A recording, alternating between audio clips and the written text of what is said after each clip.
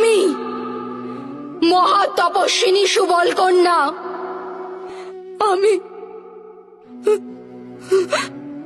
মহা হতভাগিনী দুঃখী মাতা আজ তোমাকে অভিশাপ দিচ্ছি। যে প্রকারে আমার বংশের বিনাশ হয়েছে,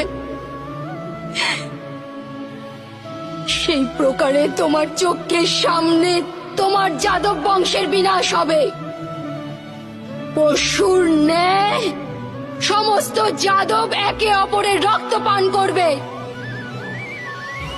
আর বাছুরের ন্যায় সমস্ত যাদব বালক ক্রন্দন করবে।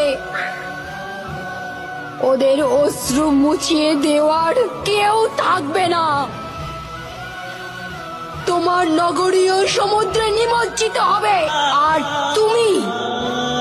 তুমি কোন জঙ্গলে একলা অশক্ত এক বৃদ্ধ পশুর ন্যায় এক শিকারীর হস্তে তীরবিদ্ধ হবে।